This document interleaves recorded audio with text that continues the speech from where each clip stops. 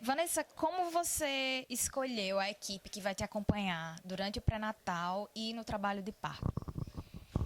Minha escolha foi muito primeiramente por ter conhecimento da área, né, por ser enfermeira e já vir pesquisando a humanização do parto e por ter tido contato mais próximo com o pessoal que faz a militância da humanização do parto e ter conhecido algumas figuras que hoje trabalham com parto humanizado e parto domiciliar. Então, a partir desse contato, eu fui também pesquisando e me engajando junto na luta pelo parto humanizado e, consequentemente, posteriormente engravidei e decidi que iria optar pelo parto humanizado e com a equipe que eu já conhecia o trabalho.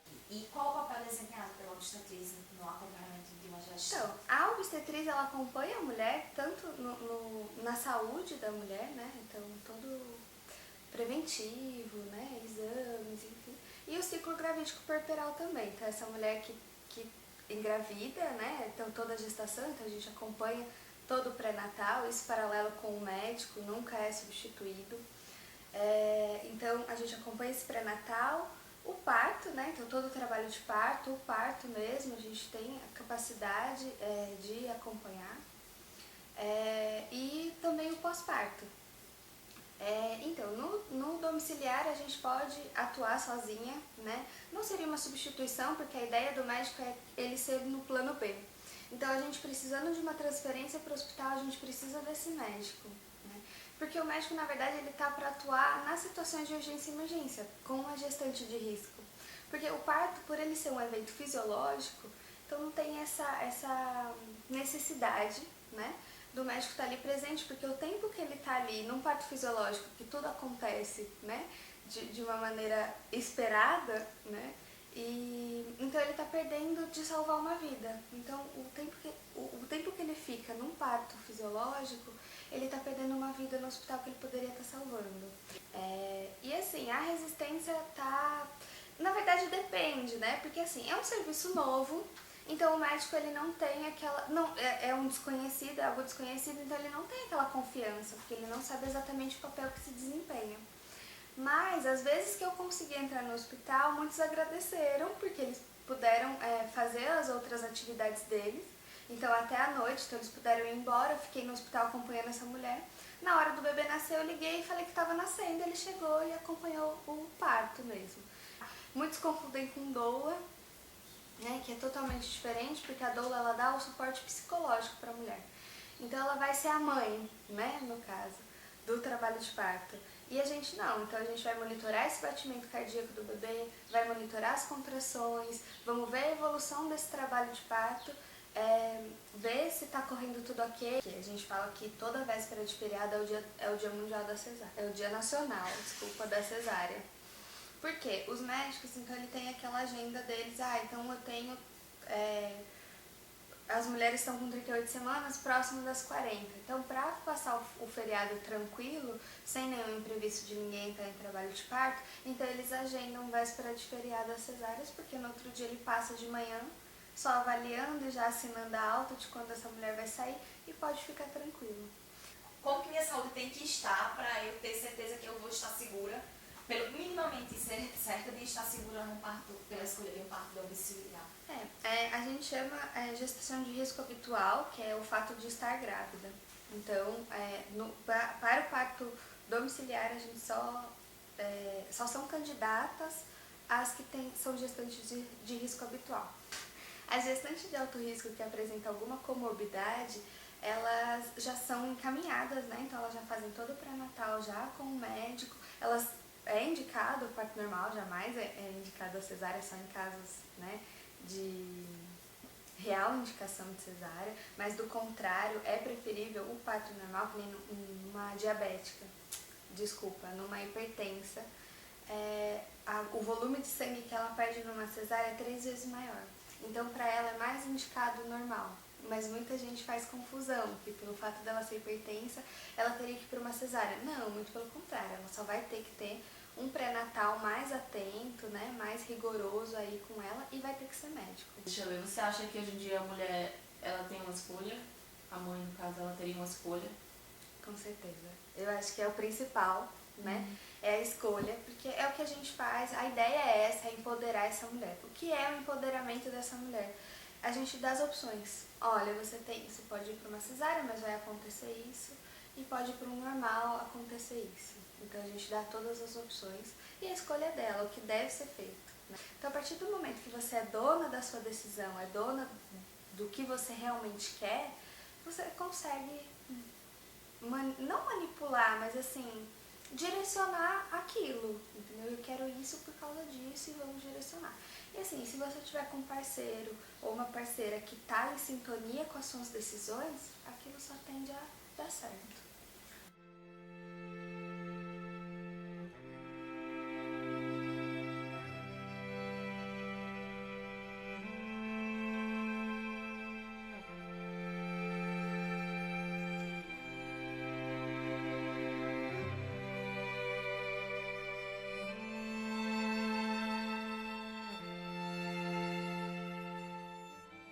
Então, e aí a gente resolveu, assim, uma escolha nossa, assim, minha e do meu marido, não falar assim, para nossa família que o parto seria domiciliar.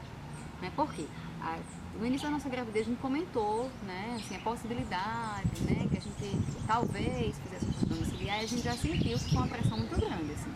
As pessoas elas ficam muito surpresas, né? E elas ficam muito preocupadas, assim, mas é muito perigoso, pra que um parto em casa? Por que você não tem normal no hospital? Enfim, né? E as pessoas, elas desconhecem a realidade, né, obstétrica, elas desconhecem o funcionamento do parto, a fisiologia do parto, né? Então, assim, elas falam essas coisas, né, baseadas, assim, no senso comum e tal. A gente pensou muito bem, a gente achou que pra gente ia ser melhor daquele jeito e, assim, assumindo todos os riscos da nossa escolha, como assumiria os riscos de um parto hospitalar, né? Enfim, é o meu corpo, né, nossa filha, e assim, acho que é importante isso, né, de estar empoderada nesse sentido de ter conhecimento da situação e tomar as escolhas baseadas no que a gente acha que é mais certo e mais seguro, né, para poder, no caso de qualquer intercorrência, a gente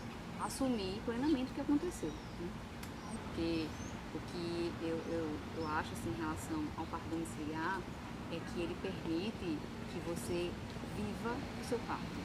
Né, que você vivencie aquele momento como um momento seu, de passagem, né, da sua transformação, né, de pessoa, de mulher em mãe, né, de receber seu filho na sua casa, assim, e de vivenciar aquele momento de uma maneira positiva.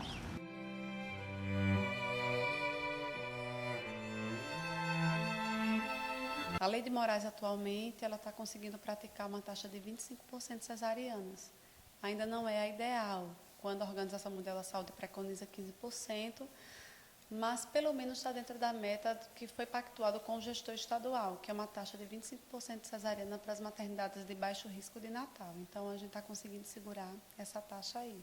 Hoje, o que a gente tem é uma taxa diferenciada quando a gente compara com outros serviços. Isso é um reflexo da proposta da maternidade, que já foi criada, que já foi erguida desde a sua estrutura, justamente com essa proposta. Quando ainda não se falava em rede cegonha, quando ainda não tinha esse movimento todo voltado para o parto humanizado, a Lei de Moraes ela já surgiu no cenário da assistência em Natal com o objetivo de melhorar essas práticas obstétricas no país, com redução do número de intervenções, como episiotomia, manobra de Christelé, entre outras intervenções com o bebê. Então, na verdade, a obstetriz, ela está no mesmo nível de competência da enfermeira obstetra.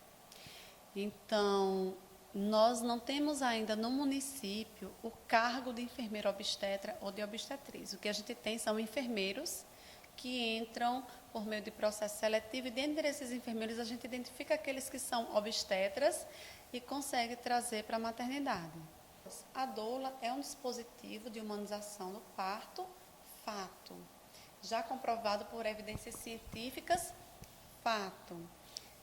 E dentro de uma diretriz também já da Rede Cegonha. E a Maternidade Leite de Moraes, junto com outras maternidades do município, como Quintas e Felipe Camarão, elas já entendem da importância de deixar a doula participar desse momento. Eu acho que nós estamos num momento muito importante do movimento pela humanização do parto, porque antes era um discurso em que a gente só ouvia da boca de poucas pessoas. Hoje a gente já vê os gestores maiores comprando esse discurso. Temos, sim, um modelo que ainda é muito intervencionista. Temos, sim, lidado com questões que antes ficavam escondidas embaixo do tapete, que eram tão naturalizadas que a gente ignorava essas questões, mas hoje a gente precisa enfrentar todas elas. Mas a gente só vai enfrentar se as mulheres começarem a se envolver nisso também. Eu não posso criar uma oferta de um serviço se eu não tenho uma demanda. Então, as mulheres até querem ter uma experiência de parto legal, bonita, mas a gente precisa se envolver mais, militar mais, não necessariamente como ativistas, que eu me considero uma ativista do parto e nascimento, sempre fui e nunca escondi isso de ninguém, nem quando eu vim para assumir aqui a direção da maternidade. Mas a gente precisa ter um pouco mais de envolvimento, a gente precisa se implicar mais e não querer só as coisas porque elas são interessantes para a gente, mas porque elas são boas para o coletivo. E a humanização do parto, ela não é um capricho, ela não é uma sofisticação, ela é uma necessidade, porque a gente tem reproduzido nascimentos violentos, a gente tem reproduzido intervenções desnecessárias e a gente tem ainda enfrentado um índice absurdo de morte materna e infantil.